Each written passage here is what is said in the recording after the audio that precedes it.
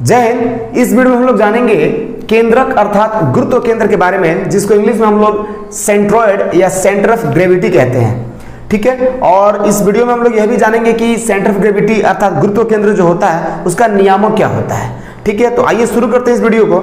इसको डिफाइन करने से पहले सबसे पहले इसमें एक शब्द आएगा जिसको हम लोग को समझ लेना चाहिए ताकि इसको बेहतरीन तरीका से हम लोग समझ पाए, और वो है माध्यिका, है ना। माध्यिकाएं लिखा है, ज्यादा को एक साथ मतलब एक साथ ज्यादा हो तो उसको माध्यिकाएं बोलेंगे और अकेले उसको माध्यिका बोलते हैं। तो सबसे पहले समझ लेते हैं माध्यिका किसे कहते हैं। तो किसी भी त्रिभुज के अगर किसी भी भुजा के अगर हम मध्य बिंदु को उसके सामने वाले शीर्ष से अगर मिला दे तो जो रेखा बनेगी वही रेखा का नाम है माध्यिका।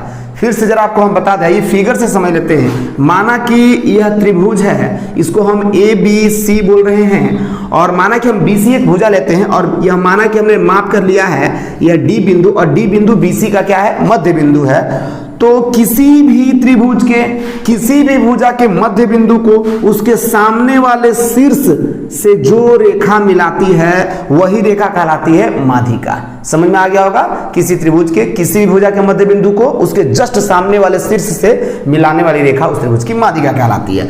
तो मेरे भाई त्रिभुज में कितनी माध्यिका हो सकती है, तो इस भुजा की एक माध्यिका, फिर इसकी एक माध्यिका, फिर यहां से एक माध्यिका।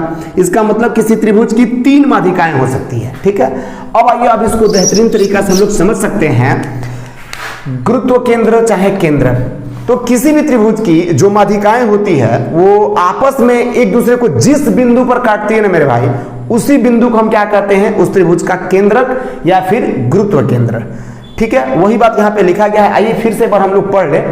वह बिंदु जहां किसी त्रिभुज की माध्यिकाएं एक दूसरे को प्रतिच्छेद करती है केंद्रक अथवा गुरुत्व केंद्र कहलाता है। जहां सभी माध्यिकाएं एक दूसरे को काटेगी वही बिंदु उस त्रिभुज के लिए केंद्र कहलाएगा, चाहे गुरुत्व केंद्र कहलाएगा। ठीक है, आप यहाँ पे देख सकते हैं एक एबीसी त्रिभुज लिया गया है। ठीक है, और डी क्या है, बीसी का मध्य बिंदु है और अपने सामने वाले शीर्ष से मिला है। देख रहे हैं आप एफ क्या है, तो एबी का मध्य बिंदु है और अपने सामने वाले शीर्ष से मिला है। ये ई है जो एसी का मध्य बिंदु है और अपने सामने वाले शीर्ष से मिला है। और ये तीनों माध्यिकाएं एक दूसरे को किस पर काट रही है, जी पर। अतः जी ही क्या है, इस त्रिभुज का क्या है, केंद्रक है, चाहे गुरुत्व केंद्र है, सेंट्रोइड है या फिर सेंटर ऑफ ग्रेविटी। सब समझ में आपको आ गया।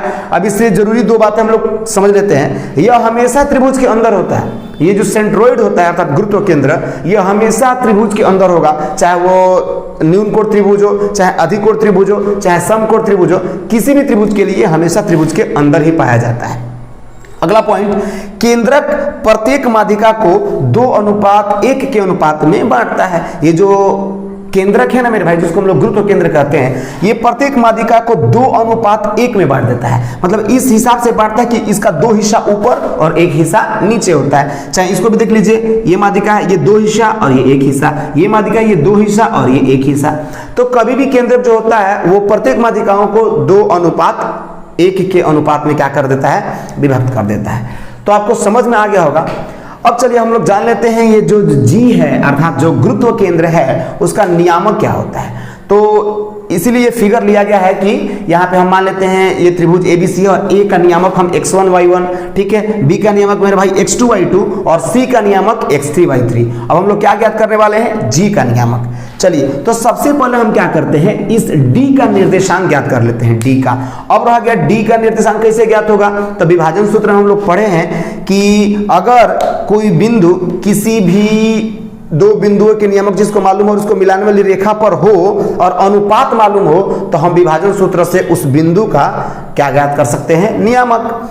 तो इस बिंदु का अब आप कहेंगे किससे मालूम है कि किस अनुपात कितना में बांट रहा है, तो मेरे भाई जब ये मध्य बिंदु है तो इसको 1:1 में क्या कर रहा है, बांट रहा है। और इसका मतलब m भी 1 है और n भी मेरे भाई क्या है, 1 है। तो सेक्शन फॉर्मूला क्या होता है, तो जरा देखते हैं, लिखते x के लिए होता है mx2 + nx1 / m + n। आइए x का इसका x कोऑर्डिनेट हम लोग निकाल देते हैं पहले। तो m कितना है, 1, तो आपको मालूम है 1 गुणे क्या हो जाएगा, x2 कितना है मेरे भाई, इसमें से किसी को भी x1 x2 माना जा सकता है। हालांकि 1:1 में है तो किसी को भी माना जा सकता है। अगर दूसरा कोई भी अनुपात रहता तो मेरे भाई इसको x1, इसको y1, इसको x2 और इसको y2 ही मानते।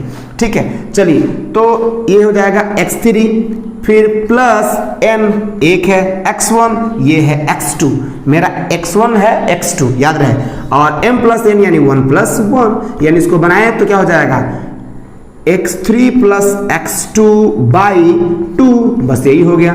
इसका x नियामक हो गया मेरे भाई, देखते रहिएगा x यहाँ पे लिखा है x3 प्लस x2, हम इसको x2 प्लस x3 भी लिख सकते हैं, तो x2 प्लस x3 बाई 2, इतना है इस d का x नियामक। अब y नियामक क्या होता है, तो y नियामक क्या होता है, तो my2, इसी में हम थोड़ा सा चेंज कर देते हैं, my2 plus n y1 by m plus n। अब आइए तो फिर m एक है, y2 कितना है मेरे भाई, तो y2 तो कितना है y3 है, देखते रहिएगा y3, और फिर n1 है, और y1 कितना है, तो y1 तो y2 है, तो यहां पे लिख देते हैं y2, m प्लस n तो 1 प्लस 1। अब ये क्या हो जाएगा, तो y3 से 1 में गुणा होगा तो y3 प्लस यहाँ पे y2 बाई 2, देख लीजिए ये हो गया इसका y नियामक, देखते रहिएगा, ठीक है, ये हो जाएगा। तो y3 प्लस y2 लिखा है तो हम यहाँ पे लिख सकते हैं y2 प्लस y3 बाई 2। आपको समझ में आ गया होगा कि यह दोनों हो गया d का निर्देशांक। ये विभाजन सूत्र में हम लोग पढ़ लिए हैं, इसीलिए आप इसको थोड़ा सा दिक्कत अगर आपको हो रहा तो विभाजन सूत्र वाला जो वीडियो है उसको आप जरूर देख लें, आपको समझ में आ जाएगा। अब इसका नियामक हमें मालूम है और यह भी हमको मालूम है कि 2:1 में ये बांट रहा है, तो फिर हम g का नियामक क्या कर सकते हैं, उसी विभाजन सूत्र के सहारे निकाल सकते हैं। अब आइए g का निर्देशांक निकाला जाए, इसे हम मिटा देते हैं। चलिए आपको स्पष्ट यहाँ पे दिख रहा होगा x2 प्लस x3 बाई 2 इसका x नियामक है, और y2 प्लस y3 बाई 2। अब आइए हम इस g का नियामक निकालते हैं। अब g का x निर्देशांक, g क्या है, सेंटर ऑफ मतलब सेंटर ऑफ ग्रेविटी है ट्रायंगल का, g का x नियामक,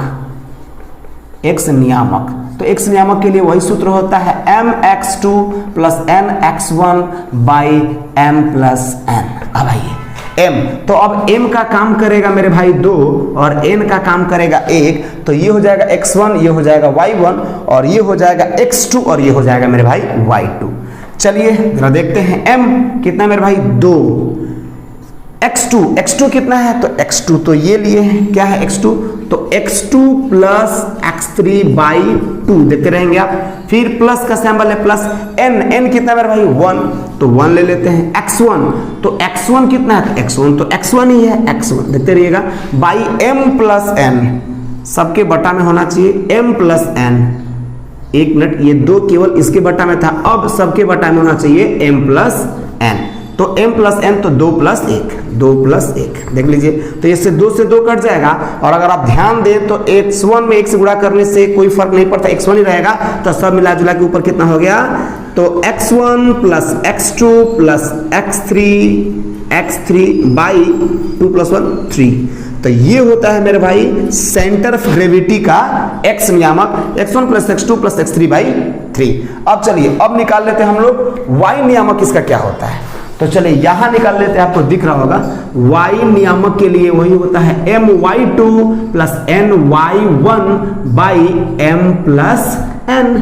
चलिए फिर m2 y2 कितना मेरे भाई, तो देख लीजिए y2 प्लस y3 बाई 2, ये है इसका y2 plus y3 by 2 plus n तो 1 है, देख सकते हैं आप, उसके बाद से y1 और y1 तो y1 ही है, तो y1 by m plus n तो 2 प्लस 1। ये सब विभाजन सूत्र जब प्रूफ किया गया था उसमें आपको बताया गया होगा।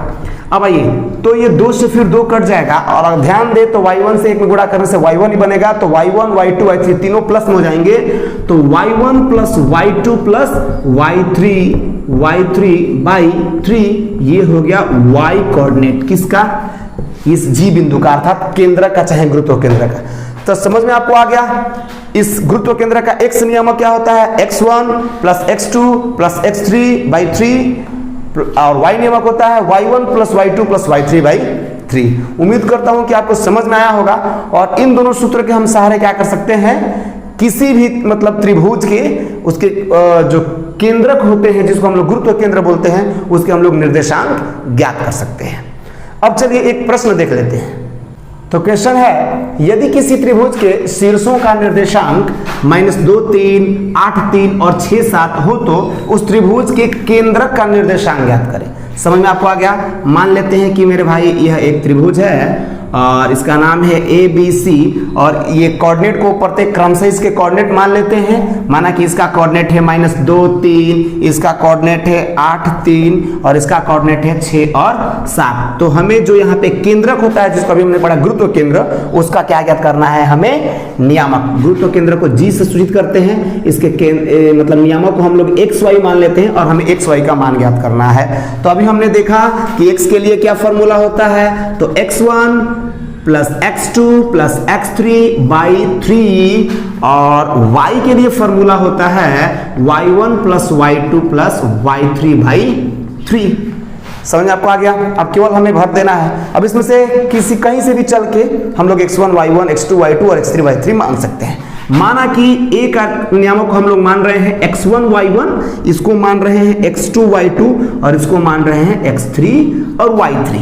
चलिए मान को पुट कर दिया जाए, x1 plus x2 plus x3 -2, देखते रहेंगे आप, -2 प्लस x2 कितना है 8 प्लस x3 कितना है 6/3, इसको बना दिया जाए तो कितना हो जाएगा, 14 में 2 हो जाएगा 12/3। तो 3 एकम 3, 3 चौक 4 बार में ये कट जाएगा, अर्थात x का वैल्यू 4।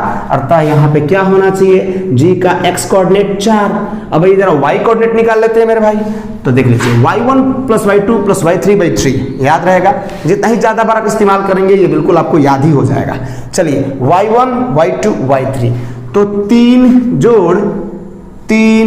जोड़ 7 अपॉन 3, तो ये क्या हो गया 3 3 6 और 7 13/3। इसको ऐसे रहने दे सकते हैं या यह भी कोऑर्डिनेट है या फिर ऐसे 4.1/3 भी हम लोग लिख सकते हैं। ठीक है, तो ये हो गया इसका y नियामक, कितना हो गया 4.1/3।